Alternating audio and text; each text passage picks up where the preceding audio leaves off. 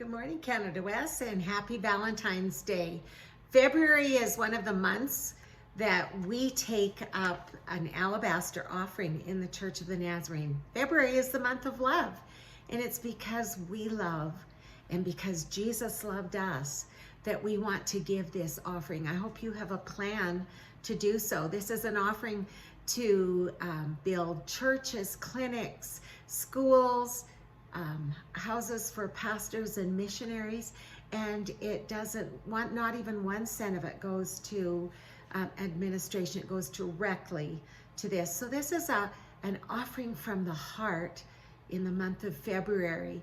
And I recently was privileged to speak about someone who lived, loved, and it made all the difference. And my message was influenced by a little book by a lady named Alyssa Morgan, and it was entitled SDWSC, and it comes from Mark chapter 14, verse 3-9. The S is she, and that's Mary of Bethany. She was the sister of Martha and Lazarus, and you know a lot about that. And she was a woman in a very patriarchal time where women were not celebrated. They were not allowed to do many of the things that men were do. They were not like young men who could follow in the steps of the rabbis, but Jesus changed that. He allowed women to. Not only did he allow them to, he celebrated them. And women were treated very badly in many ways, but Jesus changed that. And in this story, Jesus picks a woman to pair with the gospel for all time. He says it'll be told forever, and it is told. And I love that we as the Church of the Nazarene choose to pair this act of Mary's with the gospel all over the world by taking up an alabaster offering in every Nazarene church, in every country, every tribe, language. And the D stands for did.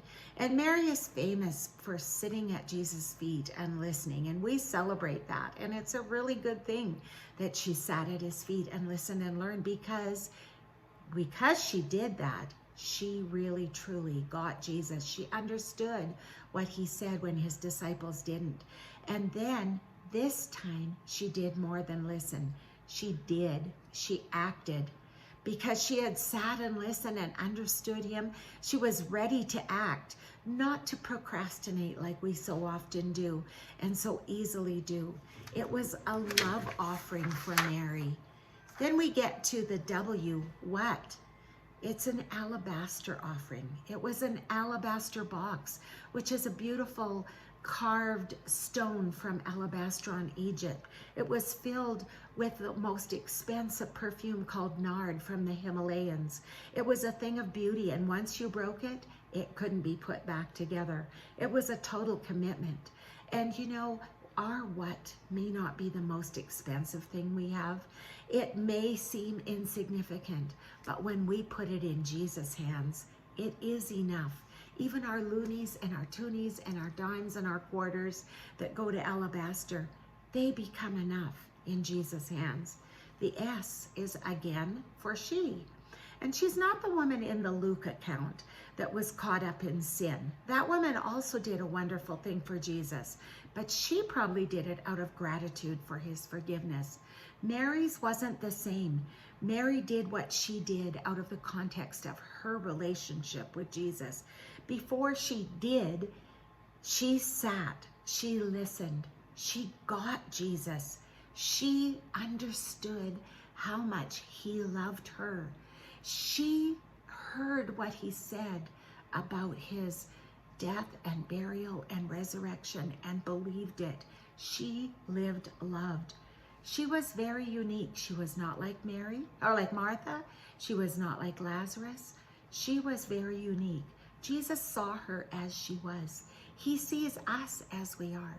He sees us with all of our faults and failings and foibles and our strengths. And he sees us and accepts us as we are.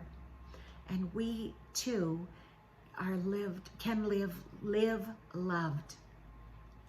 C, could. And that is probably the most valuable asset that Mary had. It was her insurance, it was her dowry, it was everything that she had. She risked a lot, and she suffered for what she did. She suffered censure and ridicule and attack. Those men said she sounded like a snorting horse. But she didn't wait for a private moment when there was nobody there to see it. She did it in the moment. And when God speaks to us, we need to act in the moment. We can't control other people's reactions to what we do. They might think we're foolish, but if we're doing it because God has told us to do it, we may make Jesus smile. Who cares if they ridicule us? SDWSC, she did what she could. What if we all did what we could? Let's think about it today, this wonderful time of love, and we think about hearts. And I want to draw your attention to what Kafua Morar, our field strategy coordinator for the Melanesian South Pacific field, that spoke to us a week ago. He spoke about his heart and what God did with it. I tried to take this little clip out and put it in so you could be reminded that we need to allow God to refurbish our hearts. Here it is. Oh, you're doing a wonderful job. Can you give us just one important message or thought that you would like to leave with us as Canada West leaders and NMI and pastors? What's one important thought that you would leave with us? For me, I've shared my story earlier. It's allowing God to recapture my heart and do some renovation for me. The Lord had to refurbish my heart and my mind, suspend all these business principles that I was very confident. And so when he captured and he cleansed me and refurbished my heart, those business principles were able to come back and be applied, but in his way and in his timing. And to me, that's the same thing I've been sharing with leaders on the ground. For those of us that have done church for the last 20, 30, 40 years, I think we've mastered in everything about how we can do church. But like anything else, sometimes we've been doing it for too long that our heart is no longer deeply, intimately connected with the owner of the church, the King of Kings. And so we find that it's more frustrating, we're getting impatient, we're becoming critical of each other, we're judgmental of each other, as opposed to enjoying the kingdom business because he's captured your heart. I can see failures, I can see limitations, but I'm looking at ways in which the Spirit of God wants to move and build his church. And so that's for me, the lesson for me, at least in this journey. He had to do that for me. So it's not that I came into FSC and I was already, because of all the experience and qualifications, I had to go back to the basics. And the basics is really before the cross and letting him refurbish my heart and remove a lot of furniture that needs to be removed and put new furnitures.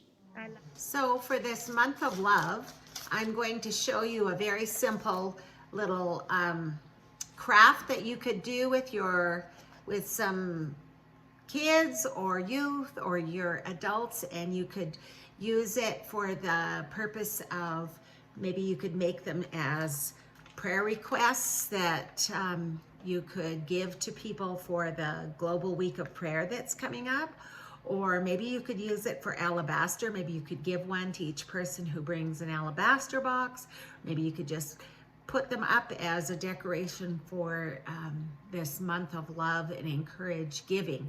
It's a very simple one, and I think you might enjoy doing it. So this is what I did. You take a piece of paper, you fold it in half, and then you fold it in half again,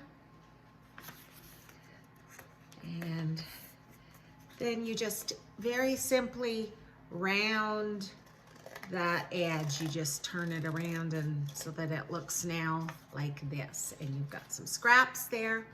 Then you open it up and you take it long ways and you start doing accordion folds, which are not very difficult to do. You just accordion fold it all the way along. And you kind of just squish it down real good and hard.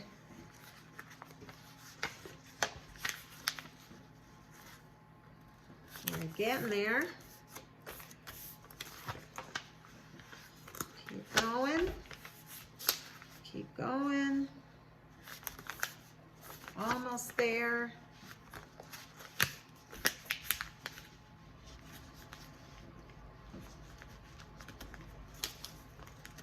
And there we go.